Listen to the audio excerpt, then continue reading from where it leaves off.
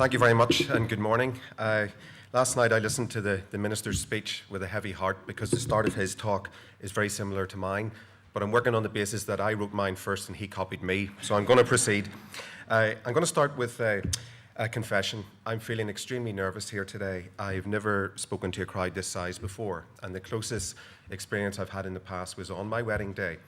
But there are very different occasions between my wedding day and today. On one hand, whilst I was nervous making a speech, I was in a room surrounded with people I was very fond of, who had been having a great time and who wished me nothing but the best. And on the other hand, it was my wedding day, so I'll not go back over that. No. So in fact, I was so nervous, I thought about wrong way around. I thought about a training course I was on some time ago, and you can see by the technology that it was quite a while ago. And I was taught the 4 golden rules of presenting. Rule number 1 was to grab their attention and start with a bang. Now, I've clearly failed at that, but it's something I'm still working on. Rule number 2 was tell them what you're going to tell them. Rule number 3 was tell them. And then rule number 4 was tell them what you told them. So that all seems very simple. I'm going to depart here from those rules. Gavin McGaw yesterday said that he had the tough gig after lunch. Well, I think the toughest gig is the morning after the night before. So I'm going to ask for some participation here to help me. So if everyone could please stand up, please. And the members of the panel are exempt if they want to be, okay? Right? Just to prove everyone's awake. So if you could shake your arms here and loosen up, okay? Now, what I'm going to ask you to do in a minute, so don't do it yet, is I'm going to ask you to put your hands either by your side or on your hips, and I'm going to ask you just to gently stretch. And I don't want any torn muscles, so don't do it yet, but because it's a bit crowded, I'm going to ask the men in the room to turn and face the wall to their left. So if the men could all turn and face the wall to the left, please, and the women could keep looking at me. And if we could start then with just 5 seconds of gentle, come on, stretch everyone, just 5 seconds, 4, 3, 2, 1. Thank you very much. You can sit down again. So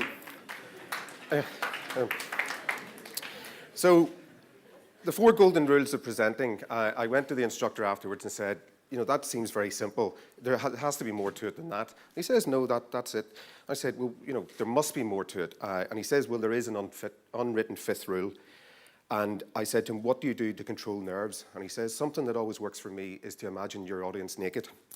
So I'd like to thank you. You've been very helpful. Yeah. Okay, I'm now going to tell you what I'm going to tell you, or as us accountants say, the agenda. I'm going to cover off Helm's perspective. I'm a newcomer to the sector. I've been with Helm for 18 months, so I'm going to talk about what that 18 months has been like. My impressions of the sector, and they are my impressions, I'm not speaking on behalf of Helm. Future funding challenges, some of which has already been covered in Pierce's presentation, and finally some possible sector responses. So in terms of Helm housing, the past, well, this is master of the understatement here. It's been a difficult 3 years. The DSD report was issued in early 2012, and as a result, Helm was suspended from development. There's been a period of restructuring. It's been a very difficult time in Helm. We had a number of sites that we couldn't develop out, and we therefore had to take impairment charges, and there were significant charges in our 2012 accounts. We also have had a number of discussions with lenders, both collectively where we got all our lenders together to talk to them about what we were doing, and also on a one-to-one basis. And some of those discussions were quite difficult and came about as a result of the DSD report. But enough about the past. If we look to the future, within Helm we have a new board and a new senior management team bringing fresh ideas. I was lucky to inherit a good funding position. I haven't had to go out to the market to borrow and won't need to until next year, so that's given me some time. We have 80 million of borrowings at the moment, and we have good headroom on our gearing and interest cover covenants, so there's opportunities for us there to extend that borrowing. We are looking forward to being readmitted to the development programme. Traditionally, Helm has played an important role in development, and we're looking forward to getting back into the programme. The management team and the board, we're currently reviewing options for the number of units we potentially want to put on the ground and what our plans are for the future. And we're also developing a strategic plan. So without dwelling on the past, it has been a difficult 18 months. This is the photograph you see in your conference brochure. It was taken fairly recently. And I'm going to compare that to the photograph that was taken on my first day at Helm for my staff pass. So this is the after, if you like, and here's the before. So, and that's 508 days in Helm. So if you see an old man bent double at next year's conference in the corner, please come over and say hello. Okay. Initial impressions of the sector. I've worked in a range of private sector businesses in distribution, manufacturing, and telecoms. And I'm new to the sector. And I was immediately impressed by something that you're not only best in class, but you're in fact world leaders, in my opinion. And it's something you should all be very proud of. And of course, I am talking about acronyms. You're absolutely fantastic as a movement for acronyms. So I thought there's so many of them that we'd have an odd one out quiz. So this is just for fun. I'll give you the answer at the end. And as I say, no prizes. So we have MEI, HAG, DSD, CDO, TCI, DFP, NIFHA, NIHA, SDHP, MTC, and JMA. So at the end, I will give you the answer. Now, those of you who are interested in football will have seen a sort of pattern there of 4-4-2, which you typically see on a football field. So here we have our acronyms on the football field. Clearly, I have DSD in goals. DSD are there to prevent the opposition from scoring, but perhaps more importantly, preventing own goals from the sector. And spearheading our attack, we have the Housing Association, the Grant, and NIFHA. Now, I wrote this slide a week ago, and I've been overtaken by events. I was going to mention that there's quite a gap on the left-hand side there. So this is a team with lacking players who could play with their left feet. And there's the gap, and obviously that team has to be England. But given that England have qualified for the World Cup, I think I can no longer use that. And I also know that if you ask someone in Northern Ireland what foot they kick with, it doesn't always relate to football. But it did remind me of a story, and this is a true story, but I will change the name of the person to protect their identity. Years ago when I was training with PwC, I was the captain of the second 11 football team. We had an annual Accountants Cup tournament. So all the best players were in the first 11, and I was left to try and get 11 volunteers to make up a second 11. And I got 10 players, and we needed an 11th, and we needed a centre midfielder, so either TCI or MEI there. We needed someone to patrol the midfield area. And one of my colleagues said, have you asked Gordon, the security guy, who was a big Rangers fan? I said, I haven't, so I'll go down and ask him. So I went down and said, Gordon, I know you're a big Rangers fan. Are you interested in playing football for the second 11? And he kind of said, well, I haven't played in a while, but okay, that's fine. And I was thinking in the back of my head, I need a centre midfielder. So I asked him, well, where will you play? And he said, anywhere but West Belfast.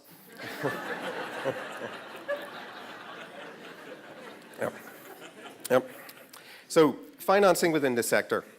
I come from the private sector, and there are a lot of differences. In the private sector, you typically deal with one lender. So you had a relationship with one bank.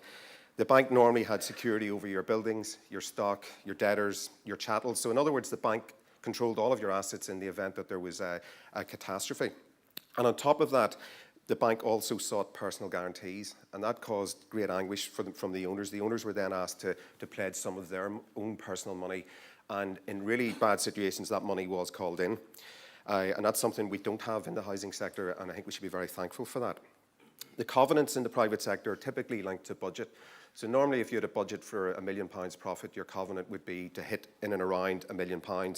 And you had regular dialogue with the bank. I would have typically met on a quarterly basis and discussed the quarterly accounts and also discussed our prospects for the rest of the year.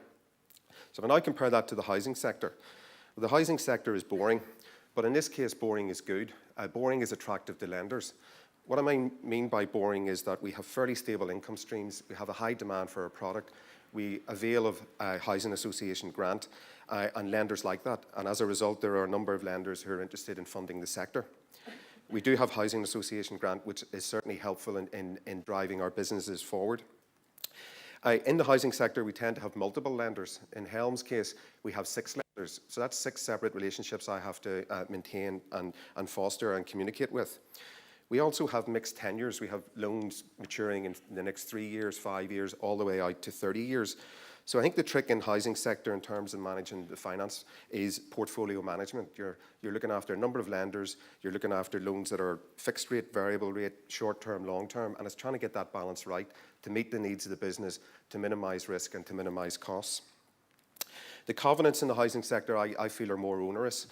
Whilst we have headroom in our gearing and interest cover covenants, that headroom could be eroded in the future with reduction in grant rates and various other things that are going to come down the pipeline to us.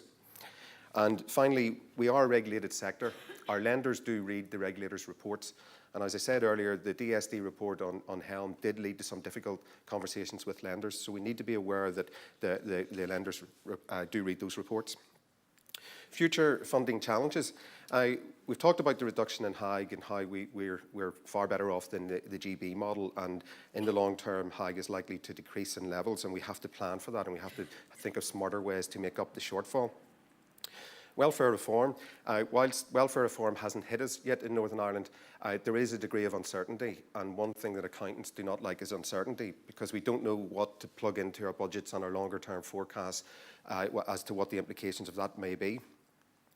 The NIFHA breakup, and I've put a figure of 1 billion or 1,000 million with a question mark.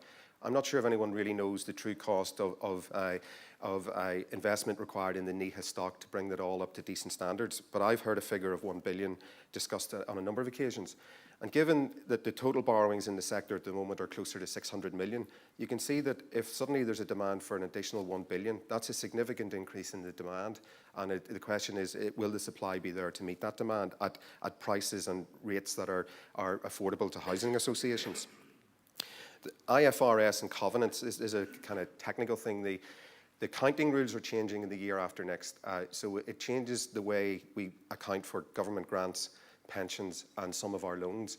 And there is a danger that under the new accounting rules, despite the fact that the business risk hasn't changed, that it could actually breach some of the covenants because they have been written under the current accounting rules. And that's something we're in discussions with our lenders on as well. Restrictions on rent setting. We provide affordable housing. We shouldn't be charging market rents. So there is a restriction on our ability to generate income and to grow that. Interest rate increases, you don't need me to tell you that interest rates have been at a historical low level, so there's only one way they're going to go in the future, and that's upwards, and we need to, again, build that into our long-term plans. Legacy debt, that's existing debt, so in my case, in Helm, it's 80 million. There is a reprice risk. Some of those loans, every 3 to 5 years, the lender can reprice them, and that's something that again, you have difficult conversations. We have to try and build that into our forecasts and anticipate what may happen. There's also a refinance risk. Now, I've put in brackets bonds, but it's not purely limited to bonds. What I mean here is any long-term loan where the organisation is only paying the interest and is hoping that when the capital or the full amount of the loan becomes repayable in the future, that they can refinance that. Now, whilst that may seem a reasonable assumption, as things change in the marketplace, that assumption becomes more risky to make. And finally, there's the ongoing costs of stock maintenance and maintaining our existing stock to a good standard. So there's some of the funding challenges ahead. And possible sector responses. Well, being an accountant, you're not going to be surprised by saying the first thing I would aim for is improving the bottom line. In terms of improving the bottom line, we're in a sector where we say we're not for profit, and whilst that's true, I feel we should restate it as profit for purpose. I don't think we should be frightened of saying that we're running businesses, and we should be running profitable businesses because those profits are reinvested back into our social activities. Review costs, concentrate on costs. Both arrears and voids have an impact on the net income that can be generated, and we should be looking to share best practice amongst associations in Northern Ireland as to how we can minimise those costs. Also, operating costs. We should be looking at our operating costs and again looking at value for money and areas for improvement. I picked a figure out of Martin's presentation that the sector operating costs, excluding depreciation and interest, so this is the maintenance costs, the staff costs, the running costs of all of the associations in Northern Ireland, is around 123 million. If we were able to save 5% of that, which is equivalent to 6 million per annum, and I'm not saying whether that's easy or difficult to achieve, I'm simply putting it out as an idea, that if we were able to save 5% at 6% per annum, with HIG at 50% and an assumption around the cost of a home at 120,000, that's 100 new homes that could be built without any external funding, and that's per annum, and that would go some way to meeting the demand within our sector. In terms of sector responses, so improving the bottom line, challenge current practices, and also zero-based budgeting, which means don't accept what has happened in the past as what should happen in the future. So ask questions, can we do it differently, can we do it smarter, and can we do it more cost effectively? Contract management, we go through lots of hoops on procurement, and quite rightly so, but I think the focus needs to also shift to contract management after we've procured the service. Are we making sure that we're being charged the right price for a good service, and are we achieving value for money? Negotiate less onerous covenants with our lenders. The landscape is changing, and I think that it's beholden on us to have those discussions with our lenders and improve the covenants. And also with our lenders, try and release security as loans are repaid so that we can use that release security to go and fund additional borrowings. And better use of revolving funds.